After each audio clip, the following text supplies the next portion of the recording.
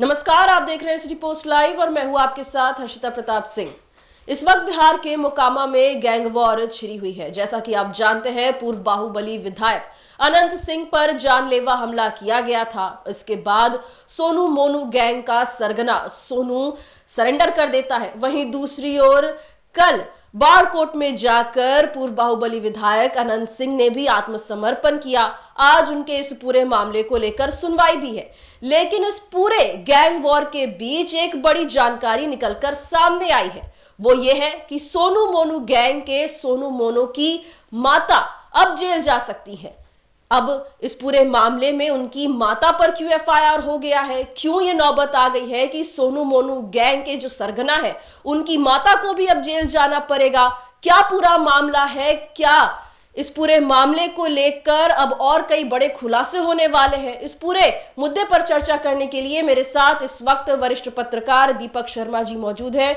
दीपक जी, सोनू पहले ही सरेंडर कर चुका है थाने जाकर और अब उनकी माता भी अरेस्ट हो सकती है, ऐसी जानकारी निकलकर सामने आई है। क्या वजह है, उन पर किसने केस करवा दिया है?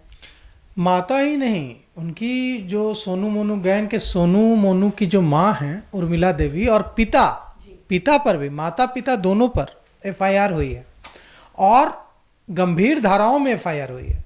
तो हो सकता है कि अब सोनू मोनू गैंग के सोनू मोनू के माता उर्मिला देवी और पिता प्रमोद कुमार दोनों जेल जा सकते हैं। सोनू पहले ही जेल जा चुका है। अब ऐसी स्थिति बन रही है कि सोनू मोनू गैंग के सोनू मोनू के माता पिता दोनों जेल जा सकते हैं। ऐसा क्यों हुआ, ये हम आपको बताते हैं। दरअसल इस पूरी गोलीबारी की घटना में एक व्यक्ति है उदय यादव घायल हुआ है। उदय यादव की ओर से पचमहला थाने में सोनू मोनू की मां उर्मिला देवी और पिता प्रमोद कुमार दोनों के खिलाफ एफआईआर दर्ज कराई गई है। धारा लगाई गई है, गंभीर धाराओं में मामला दर्ज किया गया है।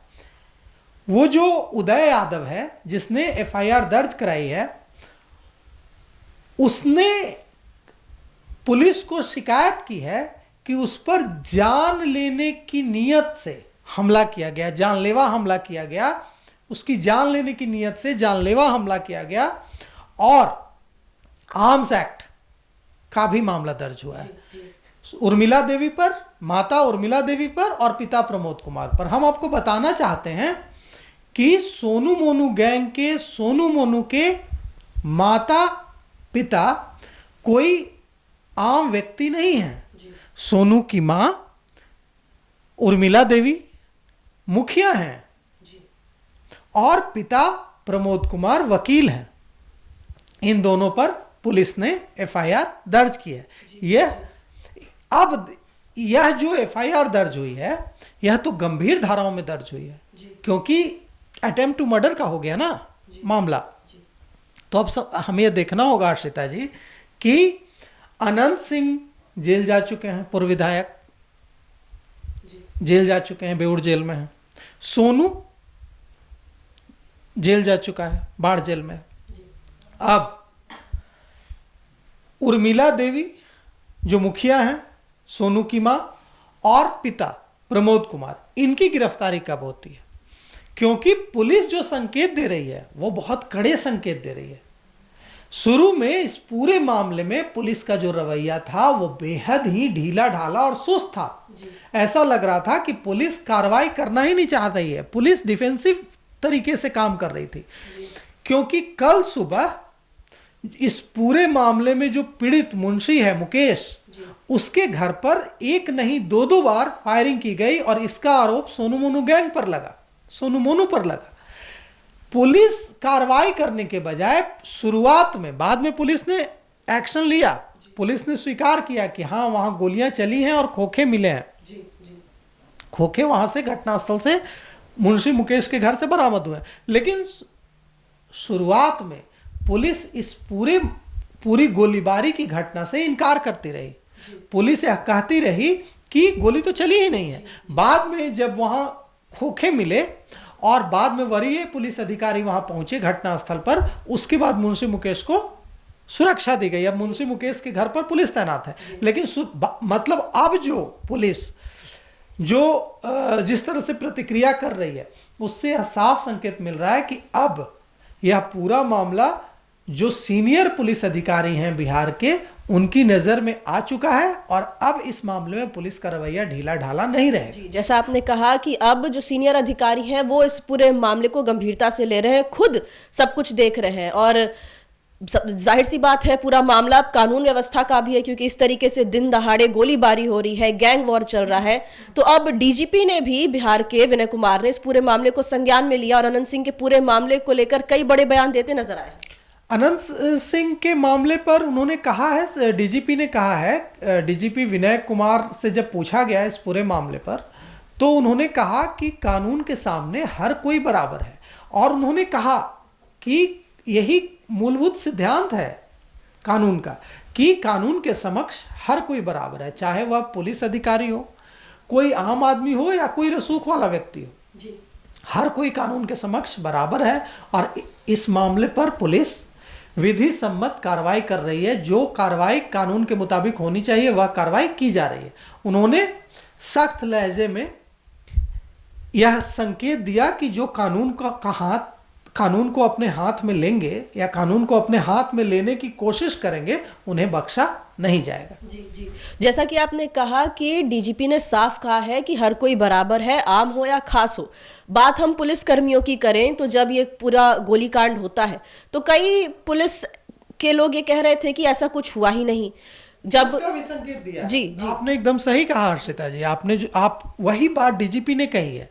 डीजीपी विनय कुमार ने सिर्फ यह नहीं कहा है कि हम अपराधियों के खिलाफ कार्रवाई करेंगे या कानून को जो अपने हाथ में लेंगे आम लोग उनके खिलाफ कार्रवाई करेंगे। डीजीपी ने पुलिस अधिकारियों को भी चेताया है और कड़े शब्दों में चेताया है, उदाहरण देकर चेताया है। बगहा थाने का उदाहरण दिया और भी कुछ पुलिस अधिकारियों का नाम लेकर उदाहरण दिया कि देखिए उन पुलिस अधिकारियों के खिलाफ कितनी कड़ी कार्रवाई की।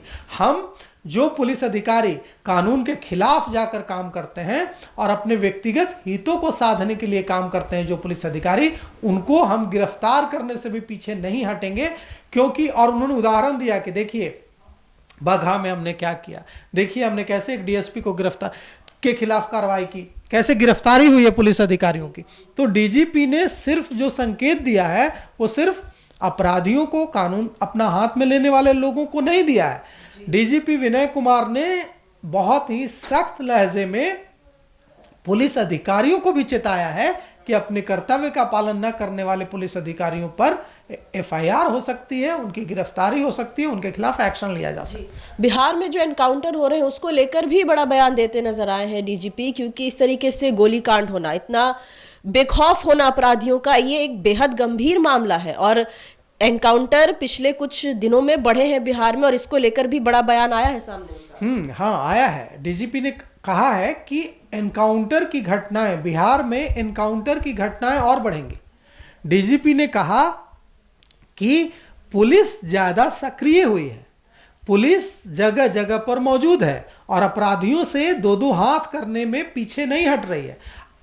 ऐसी स्थिति में निश्चित रूप से अगर पुलिस ज्यादा सक्रिय हुई है, पुलिस की मौजूदगी हर जगह ज्यादा हुई है, पुलिस ने जांच बढ़ाई है, गहनता से चीजों की जांच शुरू की है, तो इसका परिणाम एनकाउंटर के रूप में देखने को मिल सकता है। देखिए, डीजीपी पुलिस के मुखिया हैं बिहार के, वे सीधे सीधे यही कहेंगे, इसी भाषा का इस्तेमाल करेंगे, लेकिन उनकी जो बात है उसका मतलब, उसकी अगर मीनिंग हम लोग तलाशने की कोशिश करें तो उसका मतलब बहुत गहरा है। उसका मतलब अगर हम लोग तलाशने की कोशिश करें तो हम लोगों को पता चलेगा कि डीजीपी विनय कुमार ने क्या कहा। डीजीपी विनय कुमार ने सीधे सीधे अपराधियों को चेतावनी दे दी है, इशारों में। सीधे सीधे तो नहीं कहा है कि हम एनकाउंटर कर देंगे।